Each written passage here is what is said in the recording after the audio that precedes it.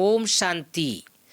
भाइयों बहनों, आज मैं आप सबको एक बहुत सुंदर और श्रेष्ठ बातों से अवगत करा रहा हूँ कि बाबा का जो सेंटर है, चाहे वो गीता पाठशाला के रूप में हो, चाहे सेवा केंद्र के रूप में हो, चाहे जोन के रूप में हो, चाहे देश में हो, चाहे विदेश में हो, लेकिन जो भी सेवा केंद्र है ये तीर्थ स्थल है, तीर्थ स्थान है। इसके पीछे तीन बातें हैं। किसी भी संसार में जब तीर्थ स्थल पर जाते हैं, तीर्थ स्थान पर जाते हैं, तो वहाँ लोग जो है एक तो पवित्रता का वाइब्रेशन अनुभव करते हैं और दूसरा वहाँ पर जाने के बाद लोगों को प्रेम का, शांति का, खुशी का अनुभव होता है, एक सुकून का अनुभव होता है। इसी तरह से जब हम बाबा के घर आते हैं, सेंटर पर आते हैं, तो तीर्थ स्थान का अनुभव क्यों होता है? पहली बात, हमारी जो बहनें रहती है वो पवित्र बहनें हैं, वो देवी बहनें हैं, अर्थात भगवान को अपना जीवन अर्पित की हुई बहनें हैं जो हमारे लिए सेवा पर उपस्थित है। और दूसरा जो बहुत महत्वपूर्ण बात आप सबको सुनाने जा रहा हूँ वह है रोज भगवान की जहाँ पर मुरली चलती हो, जहाँ पर नियमित अमृत पान किया जा रहा हो, रोज जहाँ पर भगवान के महावाक्य चलते हो। आप सोचो भाई बहनों, ये किसी शास्त्रों से या किसी महान आत्माओं से या किसी महापुरुषों के अमृत वचन नहीं है।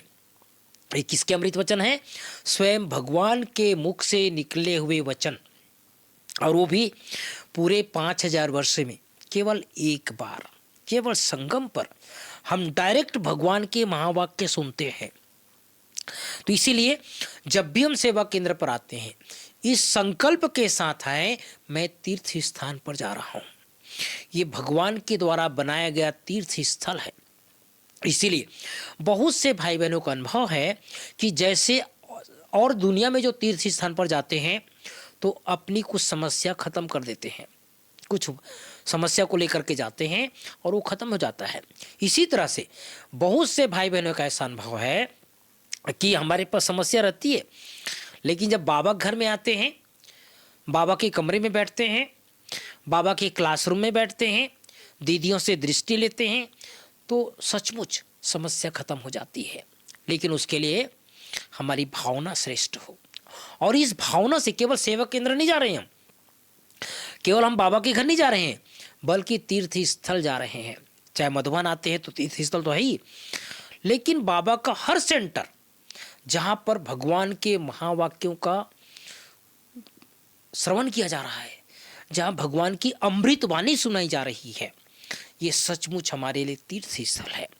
और तीसरी बात, जो चलता है बाबा के बच्चों के द्वारा, बाबा के घर कैसे चलता है, बाबा का सेंटर कैसे चलता है, जो बाबा के बच्चे आते हैं अपना कना दाना उस यज्ञ में लगाते हैं। चाहे आपको भोग मिलता है गुरुवार को, चाहे बाबा के बच्चों की पालना होती है, किसके द्वारा होती है? घर गृहस्थ में रहने वाले, परिवार में रहने वाले, समाज में रहने वाले अपना कना दाना बाबा की यज्ञ में लगाते हैं। और ऐसे नहीं लगाते हैं, भावना पूर्वक लगाते हैं, भगवान को दे रहे हैं।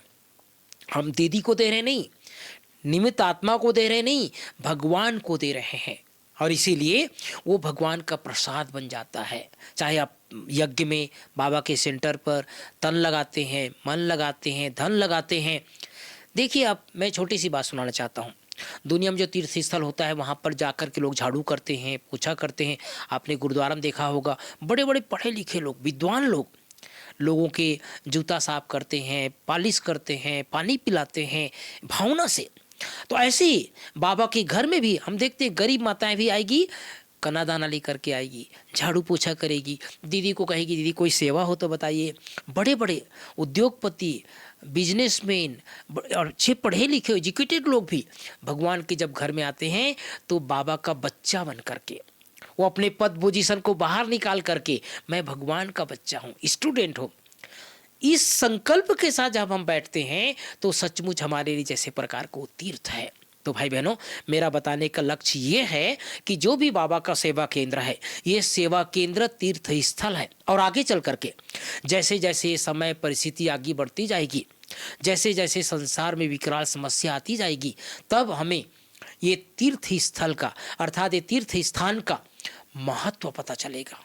वास्तव में बाबा ने एक बार कहा है भाई बहनों कि संसार में बहुत विनाश काल जो रूपरेखा बनेगी, या चारों तरफ जैसे हाहाकार रहेगा, चारों तरफ जैसे लोग जो है भयभीत रहेंगे, लेकिन बाबा के बच्चे जब सेंटर पर आएंगे, बाबा ने एक बार कहा था खून की नदी बहती रहेगी, मार काट मचा रहेगा, एक दूसरे के लोग खून के प्यासे रहेंगे, लेकिन जैसे ही बाबा के सेवा केंद्र पर कोई भी आत्मा, बाबा के बच्चे तो आएंगे ही, लेकिन वैसे भी कोई आत्मा भी बाबा के सेंटर पर उस समय आ जाएगा, ऐसे लगेगा जैसे हम सेफ स्थान पर आ गए, हम सुरक्षित स्थान पर आ गए।